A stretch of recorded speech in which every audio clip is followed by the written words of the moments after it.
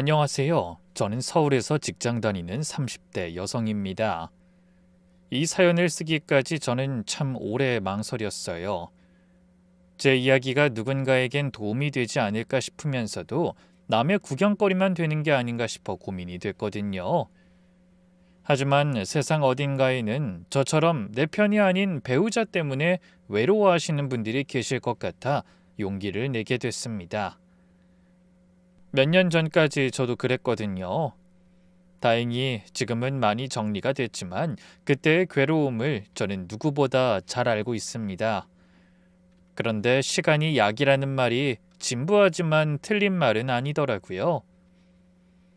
돌이켜보면 그때 제가 내린 선택이 옳았는지 너무 냉정했던 건 아닌지 아직도 가끔 생각하긴 합니다. 다만 한 가지 확실한 건 모든 게 저를 위한 선택이었다는 거예요. 더는 남 생각하며 끌려다니는 삶은 살기 싫었거든요. 그럼 제가 어떻게 위기를 극복해냈는지 지금부터 그 눈물 나는 사연을 시작해 보겠습니다. 저희 엄마는 평생을 새벽 3시에 일어나신 분이에요. 제가 어렸을 때 기억나는 엄마의 모습은 항상 어둠 속에서 시작됐죠.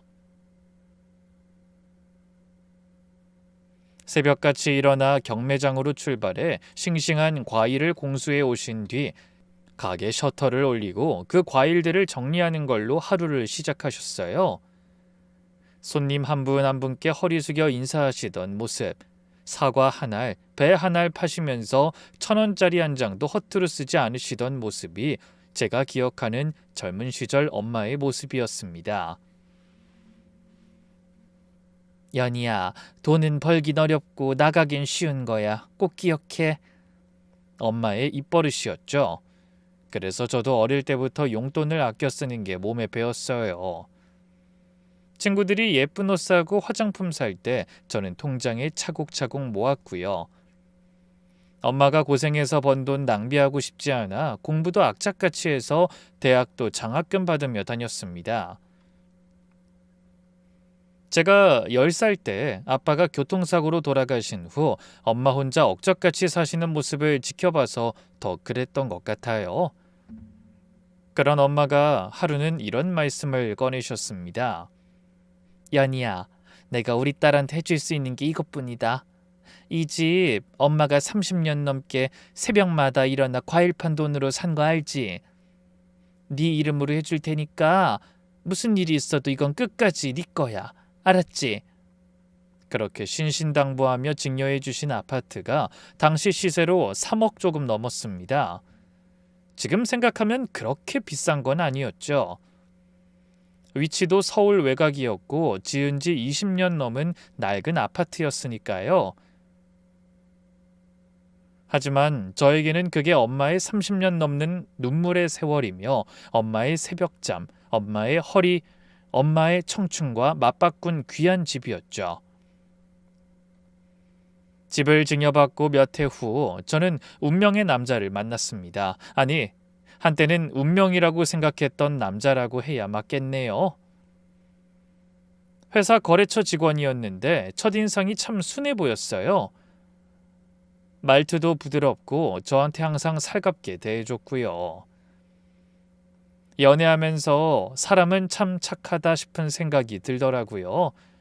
특히 가끔 데이트 도중 어머니한테 전화가 오면 참 다정하게 잘하더라고요. 제가 그런 모습을 칭찬하면 남자가 그랬어요. 우리 엄마가 나 키우느라 워낙 고생을 많이 하셔서 당연히 잘해드려야지. 처음엔 그런 효자 같은 모습이 보기 좋았어요. 부모님께 잘하는 사람이 나중에 자기 가족한테도 잘할 거라고 생각했거든요. 하지만 정작 결혼하고 나서야 그게 얼마나 순진한 생각이었는지 깨닫게 됐죠. 그런 남자가 안쓰럽게 여기는 어머니를 처음 만난 건 상견례 자리에서였어요. 그런데 예비 시어머니의 첫인상이 제 예상과는 좀 다르더라고요. 예비 신랑은 항상 연약한 몸으로 엄마가 고생을 많이 하셨다고 했는데 막상 실물로 만나보니 아무리 봐도 연약해 보이는 분은 아니셨어요. 오히려 좀 우악스러워 보이는 인상이었죠. 화장도 진하고 목소리도 크고 말씀하실 때 손짓이나 행동도 과했어요. 뭔가 여장부 같은 느낌이었는데 나중에 알고 보니 진짜로 과거에 사업을 했던 경험이 있다고 하시더군요. 그날 상견례 분위기는 좀 이상했습니다. 혼자 아들 키우느라 집안 형편이 넉넉하지 못하다는 시어머니에게 저희 엄마가 이렇게 말씀하셨거든요. 네, 그 사정 제가 왜 모르겠어요. 저도 혼자 우리 연희 키우면서 눈물 나는 일 많았습니다. 그래도 애들 신혼집은 미리 준비되어 있으니까 걱정하지 마세요. 저희 엄마는 홀어머니로서의 동질감을 느끼며 시어머니의 마음을 편하게 해드리려고 노력하셨습니다. 하지만 자세한 집 얘기를 듣더니 시어머니의 표정이 약간 씁쓸해지는 것 같더라고요. 그때는 이유를 잘 몰랐는데 결혼하고 나서 신혼살림을 시작하며 그 이유를 알게 됐어요. 어머니가 처음 오셨을 때 하신 말씀이 아직도 귀에 생생하네요. 내가 위치랑 평소 들었을 때 예상은 했지만 생각했던 것보다 더 볼품이 없네. 그래도 신혼인데 이런 집에서 어떻게 사니? 참 너희 어머니도 생각 짧으시다. 이왕에 해주시는 거 이 집을 팔고 돈 좀 보태서 좀 번듯한 집을 해주시지. 고작 이런 집 해주시면서 그렇게 생색을 내셨다니? 너무 황당했습니다. 물론 그 아파트가 얼마나 낡았는지는 저도 잘 알고 있었어요. 오래된 복도식이었고 엘리베이터도 느리고 주차장도 비좁았죠. 하지만 그건 저희 엄마가 고생해서 딸을 위해 마련해 주신 집이잖아요. 적어도 제 앞에서는 말씀을 조심하셔야 하는데 대놓고 그런 말씀을 하실 줄은 몰랐네요. 게다가 신혼집을 제외한 거의 모든 결혼 비용을 저희 친정에서 댔거든요. 신혼집도 제가 마련했는데 예식장 비용과 혼수도 거의 다 저희가 도맡았어요. 시댁에서는 정말 아무것도 못 해준다고 하셨습니다. 땡전 한 푼 없다는 표현이 있죠. 정말 저희 시댁 사정이 딱 그랬어요. 그래도 남편이 미안해하길래 전 괜찮다고 했습니다. 처음에 없이 시작해도 사람만 성실하고 착하면 금방 마음 맞춰 살림을 키울 수 있을 거라고 생각했으니까요. 하지만 그게 얼마나 어리석고 멍청한 생각이었는지 깨닫는 데는 그리 오랜 시간이 필요하지도 않았습니다. 결혼 생활이 시작되고부터 시어머니가 가끔 남편한테 연락하셨는데 통화 내용을 들어보면 대부분 돈 얘기더라고요. 예, 너 이번 달 생활비 50만 원만 더 보내라는 거 잊었어? 엄마 카드값 밀렸다니까. 이번엔 친구들이랑 유럽 가기로 했어. 엄마가 여행사 계좌번호 알려줄 테니까 여기로 300만 원만 송금해. 그런 전화가 수시로 왔습니다. 남편은 그때마다 한숨을 쉬면서도 꼬박꼬박 보내드렸죠. 많을 때는 그런 전화가 한 달에 2번 이상 온 적도 있지만 남편은 거절하지 못했어요. 제가 좀 못마땅한 표정을 짓기라도 하면 진땀을 흘리며 변명했죠. 엄마가 예전에 사업하시던 버릇이 있어서 씀씀이가 좀 큰 편이야. 그래도 본인이 노력한다고 하셨으니까 조금만 기다려줘. 솔직히 아무리 남편의 설명을 들어도 전 이해하기 어려운 구석이 많았어요. 저희 엄마도 혼자 장사하면서 절 키우셨지만 씀씀이가 크긴커녕 오히려 허리띠를 졸라매고 사셨는데 시어머니는 뭘 믿고 그렇게 통 크게 살아오셨는지 모르겠더라고요. 거기다 아들이 결혼까지 했는데 당연한 듯이 계속 손을 벌리시는 것도 좀 얄밉다는 생각이 들었어요. 몸 건강하신데 소일거리라도 찾아서 하시면 좋겠다고 생각했죠. 하지만 본격적인 문제는 아직 시작되지도 않았다는 걸 결혼 2년차 되던 해에 비로소 알게 됐습니다.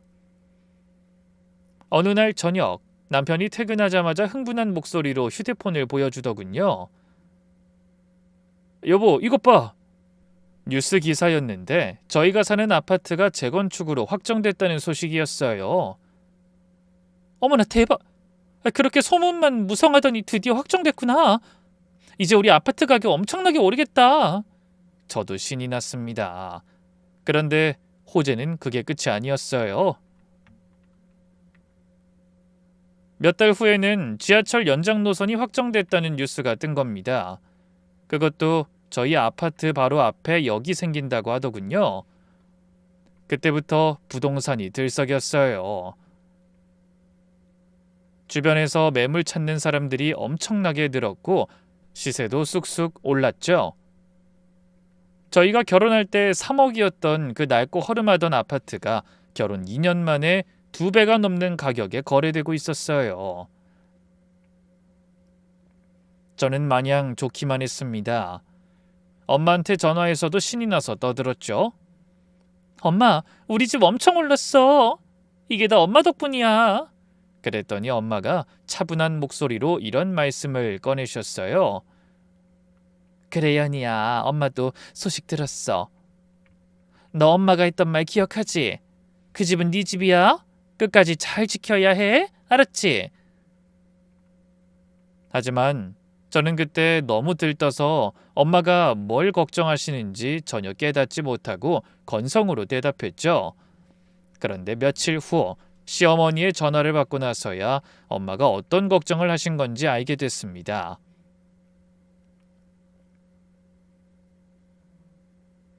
그날은 어머니가 자기 아들이 아닌 저에게 아침 일찍 전화를 하셨더라고요.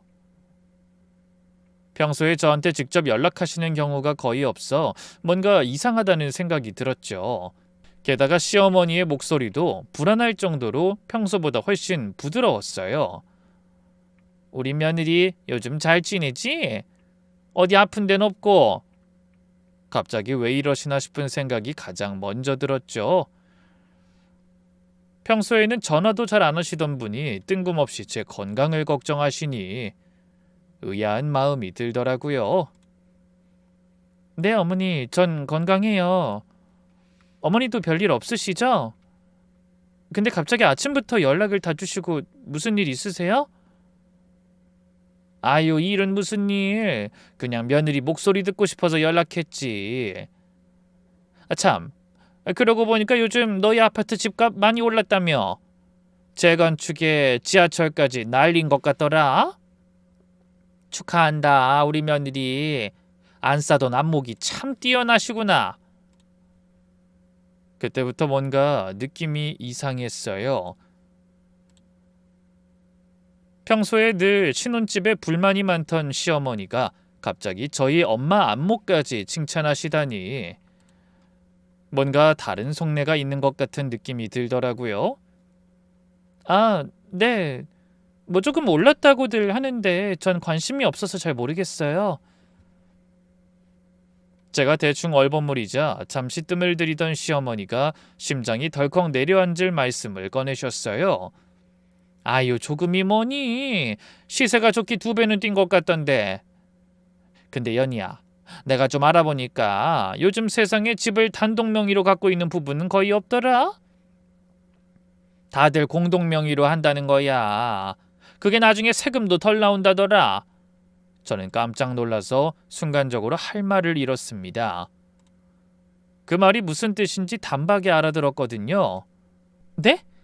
어머니, 그건 내가 뭐 나쁜 소리 하려는 게 아니야. 그게 몇 푼 안 할 땐 상관없었지만 지금 이렇게 시세가 올랐으니 세금도 오를 거 아니겠니? 거기다 부부는 한 몸인데 왜 재산을 갈라? 그냥 공동명의로 바꾸고 현명하게 살아라. 예상치 못한 시어머니의 말씀에 저는 선뜻 뭐라고 대답하지 못하고 일이 바쁘다며 전화를 끊어버렸습니다. 하지만 그러고도 한참을 멍하니 앉아 있어야 했죠. 공동명의라니, 그건 우리 엄마가 나한테 끝까지 잘 가지고 있으라고 하신 내 집인데. 오전 내내 제 머릿속에는 어머니가 하신 말씀이 맴돌았어요. 저희 친정엄마가 고생해서 마련해준 집의 권리를 10원 하나 보태지 않은 남편에게도 절반 나눠주라는 거잖아요. 그날 저녁 저는 퇴근해온 남편에게 조심스럽게 물었습니다. 자기야, 오늘 어머니한테 전화 왔는데 우리 집을 공동 명의로 바꾸라고 하시더라. 자기는 이게 말이 된다고 생각해? 그 말에 남편이 저를 묘한 표정으로 바라보다 한참 만에야 입을 열었죠. 나도 들었어. 아, 어머니가 자기한테도 말씀하셨구나. 그래서 자기는 어떻게 생각해? 그런 제 물음에 미처 예상하지 못한 답이 돌아왔습니다. 엄마 말도 일리가 있는 것 같아. 우린 부부잖아. 그 말 한마디에 그동안 제가 남편에게 쌓아왔던 믿음이 와르르 무너지는 느낌이 들었습니다. 뭐라고? 그럼 당신도 이 집을 공동명의로 하고 싶다는 거야? 뭐 솔직히 이 집이 네 이름으로 되어 있으니까 뭐 알게 모르게 내가 좀 위축되는 것 같아. 마누라 집에 얹혀 사는 것 같은 기분도 들고 뭐 이번 기회에 공동명의로 바꾸면 나도 자존감이 좀 회복될 것 같긴 해.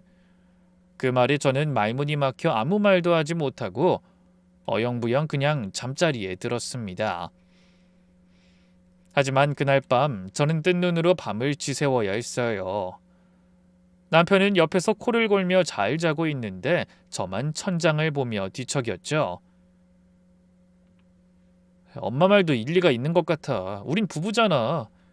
남편이 했던 그 말이 자꾸 귓가에 맴돌았거든요.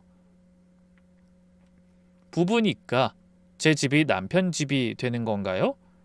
결혼할 때 시댁에서 한 푼도 안 보탠 것도 다 참고 양보했는데 이제 멀쩡하게 제 이름으로 되어 있던 집까지 절반을 내놓으라니 어디까지 맞춰줘야 하는지 황당한 기분이 들었습니다. 그때부터 저는 남편을 좀 달리 보게 됐어요. 마냥 착한 사람이라고만 생각했는데 그 마음속에 제가 모르는 욕심이 자리 잡은 건 아닐까 의심이 되더군요. 그런데 며칠 후 시어머니한테서 또 전화가 왔습니다.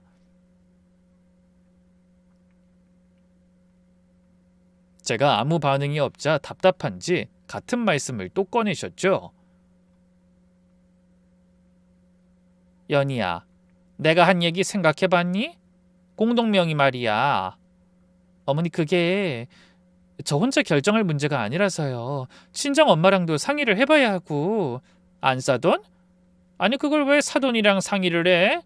네 집을 어떻게 하든 그건 네 맘이지. 아이 결혼했으면 그런 건 친정엄마가 아니라 남편하고 상의하는 거야. 시어머니의 목소리가 점점 높아졌어요. 그건 아닌 것 같아요, 어머니. 그래도 그 집은 저희 엄마가 마련해 주신 거니까 엄마랑 상의해야죠. 아니 사준 건 사준 거고 이제 결혼했으면 네가 가진 것도 전부 내 아들이랑 공동재산이 되는 거지. 친정이 뭔 상관이냐고. 전화기 너머로 들리는 시어머니의 숨소리가 거칠어졌습니다. 저는 얼른 통화를 마무리해야겠다 싶은 생각이 들어 서둘러 대답했어요. 어머니, 저도 생각을 좀 해볼게요. 생각은 무슨? 그럴 것도 없어. 다음 주까지 공동명의 해놔. 알았지? 내가 확인해 볼 거야.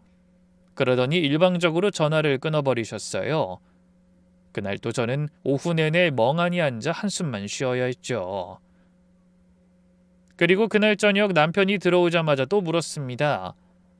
자기야, 어머니가 또 전화하셨어. 알아. 엄마가 또 공동명의 얘기하셨다며? 뭐래? 전 기가 막히다는 듯이 한숨 쉬며 말했어요. 다음 주까지 공동명의 해놓으라고 그 말만 하고 끊으셨어. 헌데 고개를 끄덕이던 남편이 당연하다는 듯이 이렇게 말했습니다. 그래? 그럼 이번 주에 휴가 내야 하나? 명의 이전하려면 뭘 준비해야 하지? 순간 저는 뒤통수를 한 대 얻어맞은 기분이었어요. 남편의 입에서 그런 말이 나올 거라고는 예상 못했거든요. 뭐? 자기 지금 뭐라고 했어? 공동명의로 바꾸려면 휴가 내야 하나 고민했는데 왜? 아니 그럼 정말 어머니 말대로 따르자는 거야? 어어. 아니 생각해보면 당연한 거 아니야? 어차피 우리 둘이 같이 사는 집이잖아. 뭐가 이상해? 그리고 부부 사이에 네 거 내 거 따지고 재산 가르는 것도 웃기잖아. 전 그런 남편의 얼굴을 똑바로 바라보며 말했습니다. 난 전혀 안 웃긴데? 이 집이 어떻게 마련된 건진 알지? 우리 엄마가 30년 넘게 과일 장사하면서 고생해서 모은 돈으로 산 집이야. 자기랑 어머님은 결혼할 때 한 푼도 안 보탰잖아. 그리고 어머니가 이 집 좁다고 얼마나 투덜대셨나 잊었어? 그래놓고 이제 와서 집값이 오르니까 절반을 달라고? 연희야, 너 어떻게 그런 식으로 말할 수가 있어? 우리가 형편이 안 되니까 못한 거지. 일부러 안 한 게 아니잖아. 너야말로 그땐 다 이해해주는 척하더니 이제 와서 그 일로 꼬투리 잡는 거야? 내가 괜히 그래? 그러게 왜 멀쩡히 있던 명의를 바꾸라는 거야? 네가 이런 생각하고 있는 걸 알고 우리 엄마가 걱정돼서 그러신 거지. 네 마음속에 내가 돈 한 푼 안 보태고 이 집에 거저 들어와 산다는 마음이 있는 것 같으니까 엄마가 아들 기죽을까 봐 그러는 거잖아. 뭐라고? 그러니까 이게 다 내 탓이라 이거야? 그래. 솔직히 말해서 너희 집이 너무한 거 아니냐? 아무리 전엔 네 명의로 되어 있었어도 남자 체면을 생각하면 결혼할 때 명의 바꾸자고 먼저 말을 했어야지. 뭐? 자기 그거 제정신으로 하는 소리야? 기가 차더군요. 남편이 그런 사람이었는지 예전엔 미처 몰랐습니다. 시어머니가 황당한 말씀을 하시는 것도 놀라웠는데 남편의 마음속에도 그런 생각이 있었다니 머릿속이 하얘지더라고요. 그제야 남편의 진짜 얼굴을 보게 된 것 같아 눈앞이 캄캄했어요. 어쩌자고 내가 저런 인간하고 결혼까지 한 거지? 하지만 남편은 그런 제 마음은 아랑곳 없이 자기 할 말만 하더군요. 너 집 얘기만 나오면 친정엄마 타령하는 것도 지겨워. 솔직히 결혼했으면 우리 두 사람을 먼저 생각해야지. 입만 열면 엄마. 생각을 좀 해봐. 네가 앞으로 남은 인생을 너희 엄마랑 살 건지 나랑 살 건지. 그 말에 눈물이 핑 돌았어요. 친정엄마 얘기를 왜 하면 안 된다는 걸까요? 저희 엄마가 피땀 흘려 번 돈으로 마련해 주신 집에 살면서 엄마 얘기를 하면 안 되는 건가요? 그때부터 저는 이혼이란 단어를 떠올리게 됐어요. 어쩌면 더 시간 끌지 말고 헤어지라고 이런 일이 생긴 건지도 몰라. 고작 집값 하나 올랐다고 저렇게 안면을 바꾸는 인간들인데 계속 살다가 무슨 일이 생길지 모르는 거잖아. 하지만 이런 제 마음을 알 리 없는 시어머니는 더 자주, 더 심하게 저를 압박하셨어요. 그날 이후로 매일같이 전화가 왔습니다. 아침에 한 번, 저녁에 한 번, 많을 때는 하루에 서너 번도 왔고 받으면 항상 같은 얘기였죠. 너 공동명의 언제 할 거야?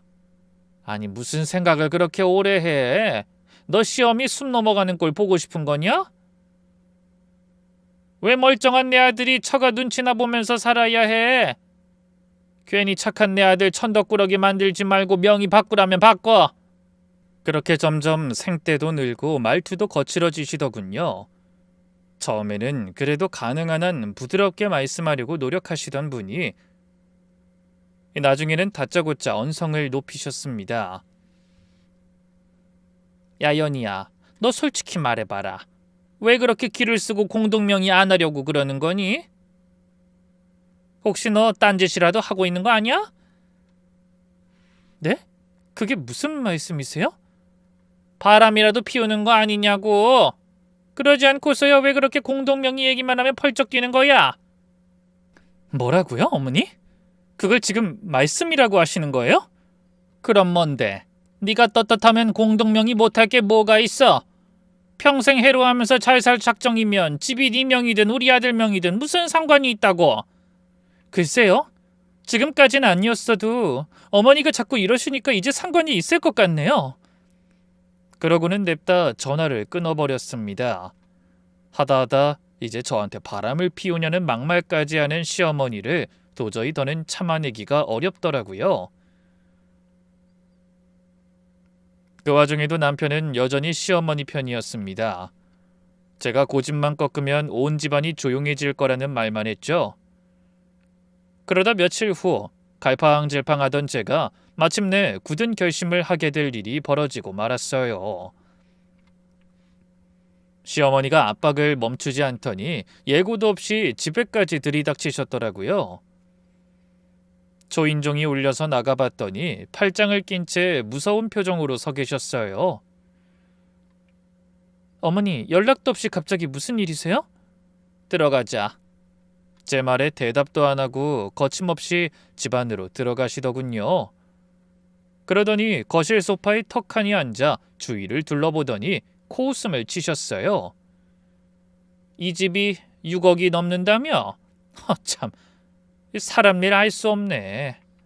이렇게 좁고 낡아빠진 아파트가. 그 말에 또 기분이 상했습니다. 어머니, 오늘 무슨 일로 오신 거예요? 용건부터 말씀해 주세요. 제가 기분 나쁜 티를 내며 묻자 시어머니가 저를 싸늘한 눈빛으로 쳐다보셨죠. 내가 오늘은 무슨 일이 있어도 확답을 들으러 왔다. 너 이 집 명의 언제 바꿀 거냐? 공동명의 할 거야 말 거야? 대답해! 시어머니가 목소리를 높이며 다그치는 통에 정신이 없었습니다. 하지만 한 가지만은 확실하게 알겠더라고요. 더는 어영부영 피할 수 없다는 걸요. 그래서 깊게 심호흡을 한 뒤 똑바로 시어머니를 향해 말했습니다. 어머니, 아무리 생각해봐도 공동명의는 어려울 것 같아요. 제 말이 떨어지기가 무섭게 시어머니가 날카로운 목소리로 되물으셨어요. 뭐? 어려워? 네. 이 집은 저한테 단순한 아파트가 아니에요. 저희 친정엄마가 평생 고생해서 마련해주신 엄마의 피와 눈물이에요. 그렇게 함부로 바꿀 수 있는 게 아니에요. 시어머니의 얼굴이 불그락푸르락해졌어요. 야, 너 이게 옛날 같으면 소방 맞을 짓인 거는 아는 거야? 내가 누구냐? 네 시어미야, 시어미. 근데 감히 며느리가 시어미 말에 안 된다는 소리를 어떻게 그렇게 아무렇지도 않게 할 수 있어? 어머니가 먼저 말도 안 되는 말씀을 하시니까 제가 사정을 말씀드리는 거잖아요. 사정? 무슨 사정? 네가 우리 아들이랑 결혼했으면 이 집도 우리 아들 집이지. 왜 멀쩡한 우리 아들을 마누라 눈치 보면서 살게 만들어? 그러더니 벌떡 일어나 소리를 지르기 시작하시더군요. 이깟 허름한 집 한 채 갖고 있다고 콧대가 하늘을 찌르는구만. 긴 말 집어치우고 당장 공동명의해! 저는 너무 놀라서 뒤로 한 발 물러섰습니다. 시어머니가 미친 듯이 소리치는 게 마치 정신이 나간 사람 같더라고요. 심장이 미친 듯이 뛰고 무서웠어요. 하지만 그보다 더 컸던 건 분노였습니다. 물에 빠진 사람 건져주니 보따리 내놓으라고 한다는 게 이런 상황이 아니면 뭐겠어요? 형편어렵다는 말에 저희가 두말 없이 결혼비용 대고 신혼집까지 마련했는데 그 고마움도 모르고 집 명의까지 내놓으라니. 이런 말도 안 되는 경우가 어디 있겠어요. 하지만 시어머니는 제 마음이 어떤진 신경도 쓰지 않고 길길이 날뛰며 또 소리를 지르셨어요. 야, 너 진짜 고집 부리면서 공동명의 안 할 거야? 네, 안 합니다. 절대 못해요. 뭐야? 그래, 좋아. 공동명의 안 할 거면 당장 이혼해. 뭐라고요? 그렇게 네 고집대로 다 하고 살 거면 이혼하고 혼자 하고 싶은 대로 하면서 살라고. 내 아들 붙들고 있지 말고. 그 말이 떨어지는 순간 이상하게 기분이 차분해지는 것 같았어요. 그제야 저는 깨달았습니다. 저도 진즉에 그 결혼을 깨고 싶었다는 걸요. 하지만 제 입으로 먼저 그런 말을 꺼내기가 겁이 나 모른 척 미루고 있었던 거죠. 이미 마음의 준비는 다 끝나 있었는데 실행을 못하고 있다가 시어머니의 말씀을 듣자 비로소 현실이 보이며 용기가 생긴 겁니다. 그래서 저는 시어머니를 향해 의기양양하게 대답했어요. 네, 당장 이혼할게요. 뭐? 너 지금 뭐라고 했니? 시어머니는 생각지 못한 상황에 당황했는지 멍한 표정으로 다시 물으셨어요. 이혼하라고 하셨잖아요. 네, 그렇게 할게요. 제가 또 당당하게 답하자 시어머니 표정이 굳어졌습니다. 한눈에 봐도 놀란 표정이 분명했죠. 설마 제가 진짜 이혼하겠다고 할 줄은 모르셨던 것 같더군요. 그냥 저를 괴롭혀 명의 이전 받으려는 협박이었던 겁니다. 연희야, 너 진심이야? 네, 진심이에요. 어머니 말씀대로 이 집 하나 가지고 제 역시 붙잡고 늘어지지 않을 테니까 걱정하지 마세요. 아드님이랑 당장 헤어져 드릴게요. 그러자 시어머니의 표정에 당황한 기색이 역력했습니다. 아니 잠깐만. 내가 언제 진짜 이혼하라고 했니? 나도 그냥 홧김에. 아, 그러셨어요? 근데 어쩌죠? 전 홧김이 아니라 진심이거든요.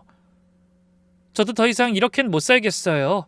저희 그냥 이혼할게요. 제 당당한 태도에 시어머니가 허둥대기 시작하셨어요. 그때 현관문이 열리더니 남편이 야근을 마치고 퇴근했더군요. 남편은 집 안으로 들어서다 거실 분위기가 심상치 않은 걸 보고 표정이 굳어졌습니다. 뭐야? 엄마 와 계셨어? 근데 분위기가 왜 이래? 무슨 일 있었어? 그러자 시어머니가 자기 아들한테 득달같이 달려가 이렇게 소리치셨죠. 채여가, 연희가 너랑 이혼하겠단다. 이혼? 아니 이게 무슨 소리야? 시어머니의 말을 들은 남편이 눈을 동그랗게 뜨고 절 쳐다보더군요. 연희야, 엄마가 무슨 말을 하는 거야? 이혼이라니? 저는 최대한 담담하게 대답했습니다. 어머니가 공동명의 안 할 거면 이혼하라고 하셨어. 그것도 당장. 그래서 그러겠다고 했지. 그 대답을 들은 남편은 금세 얼굴이 사색이 되어 말까지 더듬었어요. 야 연희야, 잠깐만. 이게 무슨... 그러더니 당황해서 자기 어머니와 저를 번갈아 쳐다보더라고요. 엄마, 도대체 무슨 말을 한 거야? 아니 난 연희가 너무 시간을 끌길래 그냥 빨리 공동명의 하라고 말하러 온 건데. 엄마, 내가 알아서 한다고 했잖아. 왜 집에까지 와서 일을 이렇게 만들었어? 남편이 자기 어머니한테 소리치더니 저를 향해 말했습니다. 연희야, 진정해. 이까지 일로 이혼은 무슨 이혼이야. 진정하고 우리끼리 다시 얘기하자. 이까진 일이라니? 이 정도면 아주 중요한 일이지. 그리고 다시 얘기할 필요 없어. 난 이미 결심했으니까. 야, 엄마가 좀 흥분하셔서 그런 거잖아. 진짜 이혼하라는 게 아니었을 거야. 그치 엄마? 남편이 시어머니를 쳐다보자 어머니는 말문이 막힌 듯 뭐라 대답을 못하셨어요. 그 모습을 보며 저는 고개를 저었습니다. 아니, 이젠 내가 더는 못 참겠어. 지난 몇 달 동안 어머니한테 얼마나 시달렸는지 알아? 근데 당신도 어머니 말씀이 맞다며. 그러니까 갈라서자고. 난 절대 이 집 당신 명의로 해줄 생각 없으니까. 하지만 남편은 뭐라고 한마디도 못하더니 갑자기 자기 어머니를 향해 성질을 냈습니다. 엄마! 그러게 내가 알아서 한다니까 왜 집에까지 찾아와서 이 지경을 만들어놔! 얼른 나가요! 그런 남편의 말에 시어머니가 서러움이 가득한 얼굴로 물으셨죠. 뭐? 너 지금 어밀 내쫓는 거냐? 그런 게 아니잖아요. 연희랑 둘이 얘기를 좀 해봐야 할 것 같으니까 엄만 자리 좀 피해 달라고요. 결국 그날 시어머니는 어깨를 늘어뜨린 채 자기 아들에게 등 떠밀려 쫓겨나듯 밖으로 나가셨습니다. 그리고 남편은 어떻게든 저와 얘기를 해보려고 기를 썼죠. 하지만 저는 방으로 들어가 문을 닫고 소리쳤어요. 내일 퇴근하고 법원 앞에서 만나. 서류 바로 작성해서 제출하자. 말 나온 김에 빨리 끝내야지. 질질 끌어서 좋을 거 없어. 연희야, 이러지 말고 나랑 얘기 좀 하자. 내가 잘못했어. 네 편을 들어줬어야 하는 건데 미안해.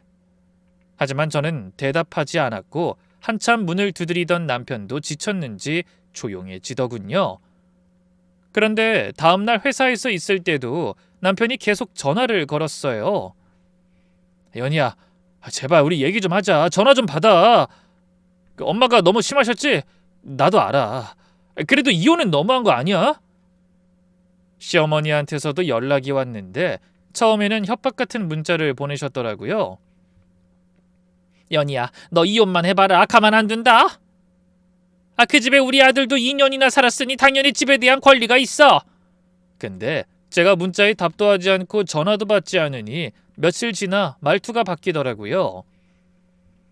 연희야, 그날은 내가 좀 심했다. 제발 이혼은 하지 말아라. 우리 다시 얘기하자.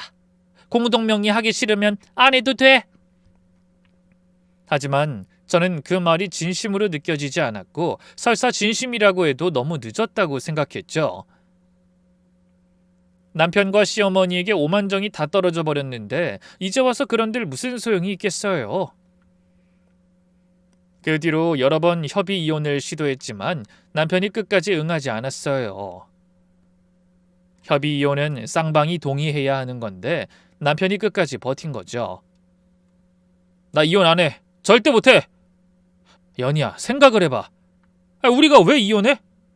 집 문제 말고는 우리 서로 싫은 소리 한 번 한 적 없잖아. 우리 이혼은 제발 하지 말자. 됐어.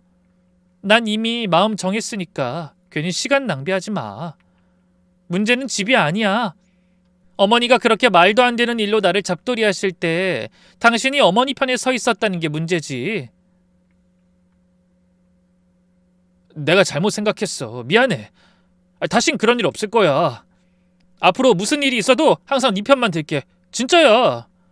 하지만 제 결심은 확고했고 결국 재판까지 불사하게 됐습니다. 협의 이혼이 안 되니까 별 수 없더라고요. 시간이 더 걸리겠지만 어쩔 수 없었죠. 그런데 이혼 말고도 골치 아픈 문제는 하나 더 있었어요. 남편이 집에서 나가지 않는다는 거였어요. 제가 아무리 이혼 의사를 번복할 생각이 없다고 해도 남편은 눈도 깜빡하지 않고 집에서 나갈 생각을 하지 않더라고요. 여기가 내 집인데 어딜 가라는 거야. 나 여기서 2년 넘게 살았어. 절대 못 나가. 그 뻔뻔한 태도에 분노가 치밀었습니다. 그래서 저는 어쩔 수 없이 결단을 내리고 하루 휴가를 냈어요. 그리고 남편이 회사 간 사이에 이삿짐 센터를 불러 남편의 짐을 전부 시댁으로 보내버리고 비밀번호를 바꿔버렸습니다. 그런데 집에서 쫓겨난 남편이 날이면 날마다 찾아와 고성을 지르거나 울고불고 매달리는 통에 도저히 살 수가 없더라고요.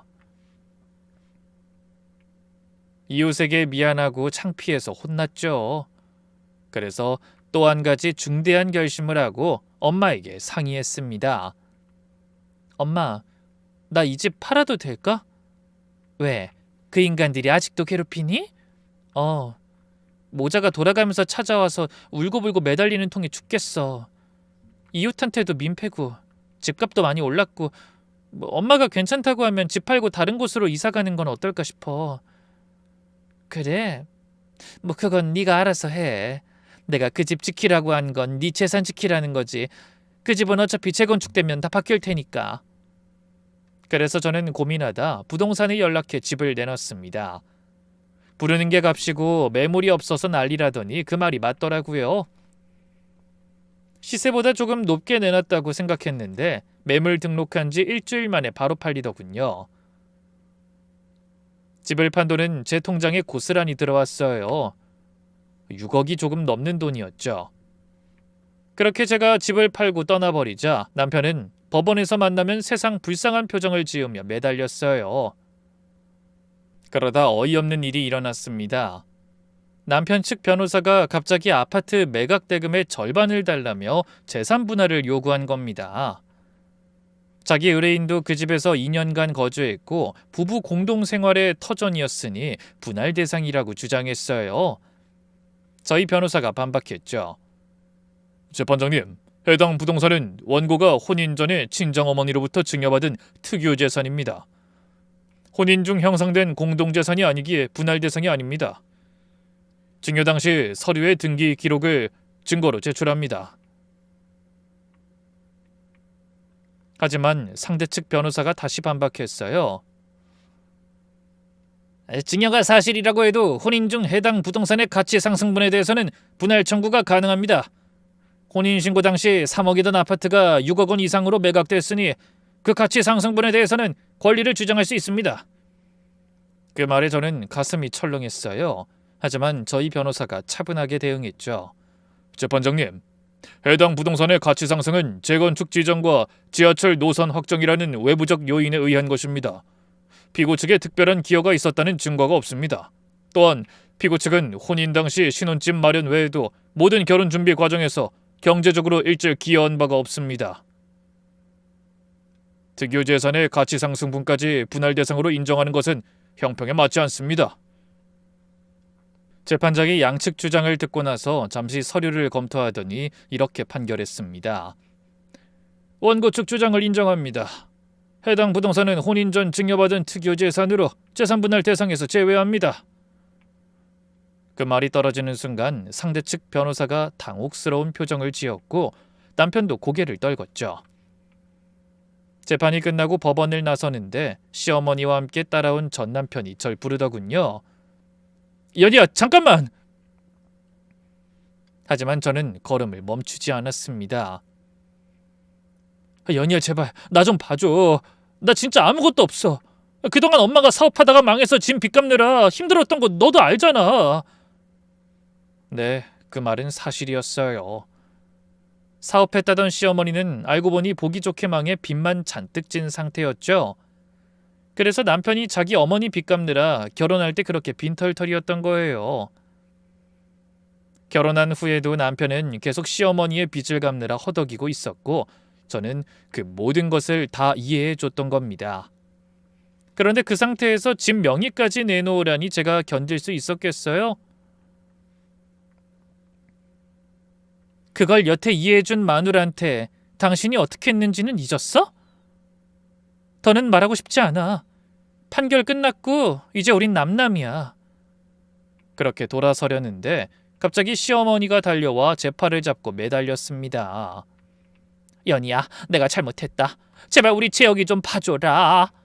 그래도 부부로 산 정이 있는데 불쌍하지도 않니? 그 말에 결국 저는 발걸음을 멈추고 돌아보며 말했어요. 불쌍하냐고요? 불쌍하죠.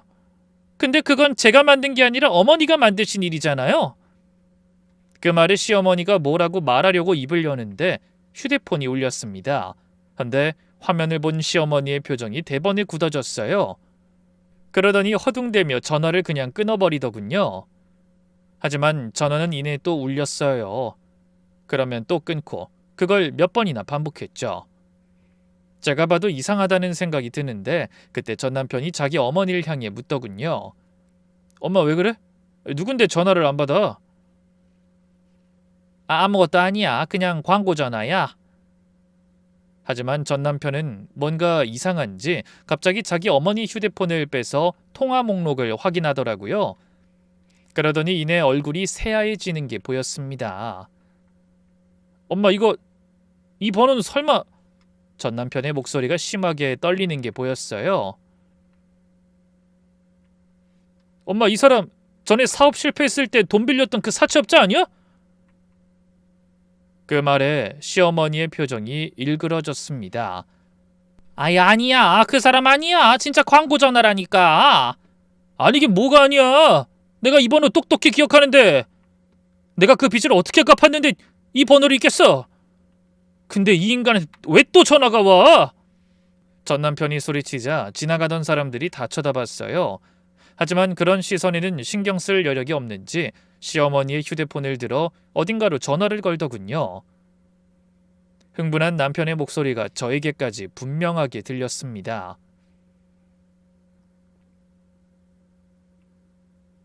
여보세요? 네, 이 전화 주인 아들인데요. 무슨 일이죠? 잠시 통화하던 전 남편의 얼굴이 점점 일그러지는 게 보였어요. 뭐요? 이번 달 이자 400만 원 연체? 원금이 얼마라고요? 전화를 끄는 전 남편이 자기 어머니를 도끼 눈으로 노려봤어요. 눈에 핏발까지 서 있더군요. 엄마 미쳤어? 도대체 사채에 왜 또 손댄 거야?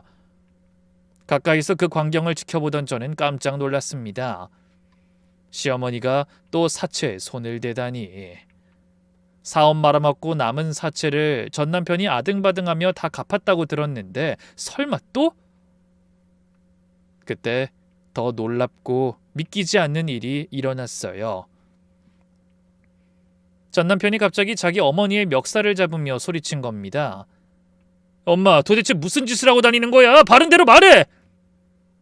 놀란 시어머니가 캑캑거리더니 아들의 손을 뿌리치려 애쓰며 외쳤죠. 야, 이 손 놔! 사람들 다 쳐다보잖아. 이게 무슨 미친 짓이야! 하지만 전 남편은 이미 이성을 잃은 것 같았어요.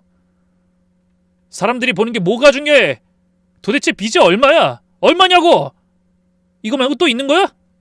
그런 아들의 기세에 눌린 시어머니가 눈물을 펑펑 흘리며 눈을 이리저리 굴렸어요. 그게... 말해, 얼른 다 말하라고! 그러자 시어머니가 고개를 떨구며 뭐라고 중얼거리더군요.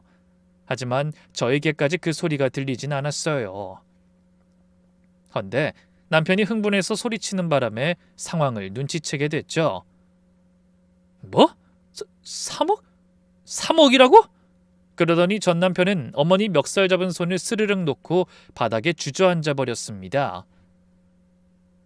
그런데 그 순간 조금 무서운 생각이 들었어요. 바닥에 주저앉은 사람이 갑자기 허공에 대고 마구 웃기 시작했거든요. 내가 그 개고생을 하면서 빚을 갚았는데 지금 또 3억이 생겼다는 거야? 그 앞에 시어머니가 무릎을 꿇고 앉아 쩔쩔매며 말했습니다. 채여가, 내 말 들어봐. 엄마가 사정이 있었어. 그게... 사정? 무슨 사정? 도대체 무슨 일이 있었길래 또 그 무서운 사채에 손을 댄 거야? 그게 작년에 예전에 알고 지내던 사람들이 같이 분양 사업을 하자고 연락했더라고. 뭐? 분양 사업? 엄마가 사업할 돈이 어딨어? 그래, 나도 돈 없어서 그렇게 말했어. 그랬더니 그 사람들이 그러더라. 명의만 빌려주면 된다고. 서류에 이름만 올리면 수고비도 주고 수익도 똑같이 나눠준다고 했어. 엄마 설마... 그래서 그 일에 엄마 명의를 빌려줬다는 거야? 시어머니는 대답하지 않았지만 그게 답이라는 걸 누구나 알 수 있었죠. 전 남편은 울부짖듯이 말했습니다. 엄마 진짜 미쳤어? 그 인간들 딱 봐도 사기꾼인데 그런 일에 명의를 빌려주면 어쩌자는 거야? 그 말에 시어머니가 머리를 쥐어뜯으며 대답했어요. 난 정말 몰랐어. 돈이 통장에 막 들어오길래 정말 일이 제대로 돌아가는 줄 알았어.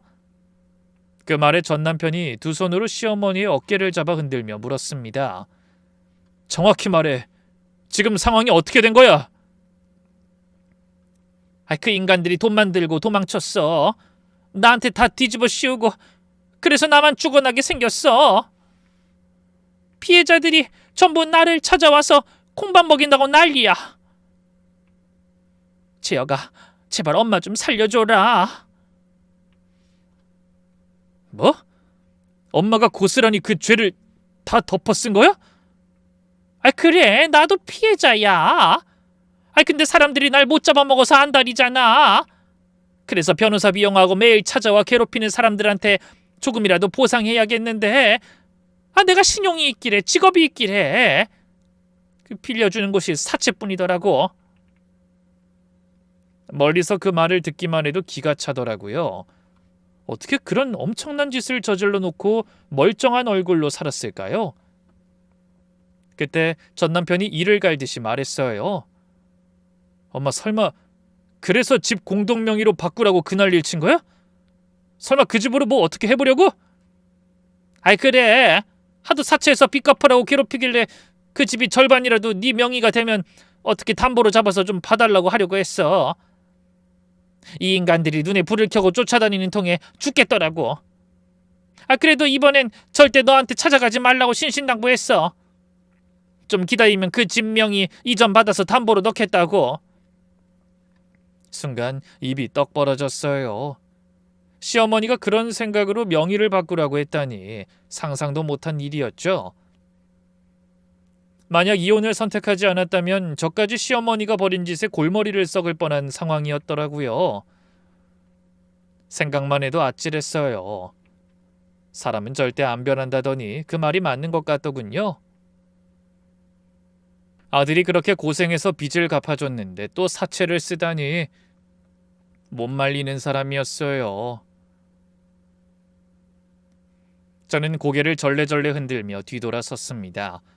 더 이상 그런 모습을 보는 것도 기가 빨리는 기분이었거든요. 그런데 그때 넋이 나간 것처럼 조용히 있던 전 남편이 갑자기 소리치는 게 들렸어요. 이게 다 엄마 때문이야.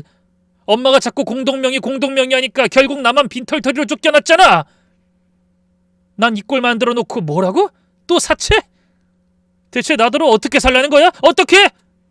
저는 귀를 막으며 발걸음을 재촉했습니다. 더 이상 그 집구석의 일은 저와는 상관없는 일이었으니까요.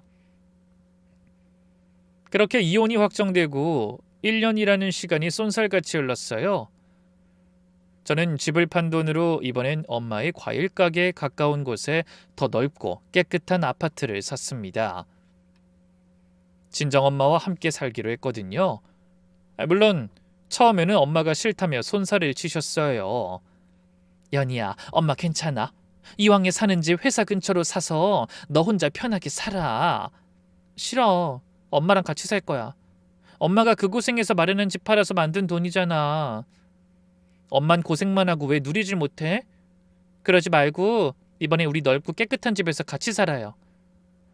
아유, 젊은 게 엄마랑 살면 어쩌려고. 좋은 남자 만나 재혼해야지. 엄마는? 난 이제 남자 지긋지긋해. 당분간 그럴 생각 없어요.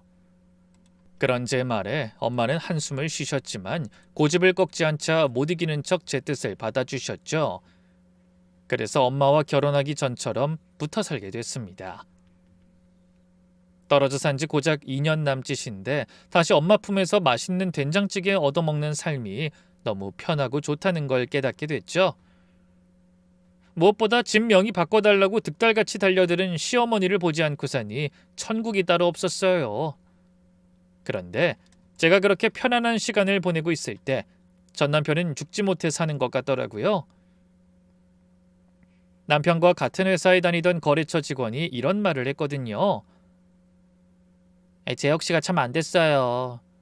전 남편 얘기 껄끄러운가? 하지만 전 아무렇지 않은 얼굴로 말했습니다. 아니요, 뭐 어차피 지난 일인데요. 이제 많이 괜찮아졌어요. 근데 그 인간이 왜요? 그 어머니라는 사람 정말 못 말려. 연희 씨가 이혼한다고 했을 때 다 무슨 일인가 했는데 시어머니 얘기 들으니 이유를 알겠더라고. 왜요? 무슨 일이 있어요? 그 시어머니가 사기친 피해자가 엄청나게 많았다더라. 뭐 말로는 억울하다고 했다던데 그게 무슨 소용이 있나? 정신 못 차리고 쉽게 돈 벌려고 했으니 그런 일에 말려들지. 결국 감옥 갔잖아. 아, 그래요? 저는 씁쓸하게 대답했습니다. 결국 그 문제가 해결되지 않아 전 시어머니가 교도소까지 가게 된 것 같더군요. 거기까지 들을 때는 자업자득이라는 생각만 들었습니다. 그런데 이어지는 말에는 마음이 좀 아프더군요. 그래서 재혁 씨가 그 어머니가 남긴 빚을 떠안았잖아. 자기 딴엔 어떻게 감옥에 안 가려고 사채를 끌어서 여기저기 합의를 시도한 모양인데 피해액이 몇십억이라 소용없었던 모양이야. 어머나 세상에, 몇십억이요? 어차피 감옥 갈 거면 그냥 가던지 왜 사채엔 손을 대서. 그 인간들이 어디 감옥 갔다고 빚 받는 거 포기할 인간들이야? 결국엔 우리 회사까지 찾아와서 난리치는 바람에 재혁 씨가 회사에서도 잘리고 지금 공사판에서 일하면서 자기 어머니 사채 갚는 것 같더라. 그 말에 저까지 한숨이 나왔습니다. 전 남편이 안쓰러우면서도 한편으론 답답했어요. 평생 그렇게 사고치는 엄마 뒤치다꺼리나면서 살아라 인간아. 제가 효자라고 좋게 봤던 그 모습이 결국 전 남편과 그 어머니를 망친 거예요. 어머니 말이라면 무조건 따르고 어머니 빚이라면 무조건 갚고 그게 효도인 줄 알았던 거죠. 근데 그 두 사람의 소식은 그게 끝이 아니었습니다. 시어머니가 교도소에 있다는 말을 듣고 또 2년이라는 시간이 흘렀을 때 생각지도 못한 일이 일어났어요. 주말에 엄마 과일 가게에 나가 일을 돕고 있는데 갑자기 전 시어머니가 가게로 찾아오신 거예요. 저는 깜짝 놀랐습니다. 너무 뜻밖이기도 했지만 한눈에 알아보기 힘들 정도로 사람이 변했더라고요. 예전에 화려하고 당당하던 모습은 온데간데 없고 머리는 백발이 되고 살이 많이 빠졌더라고요.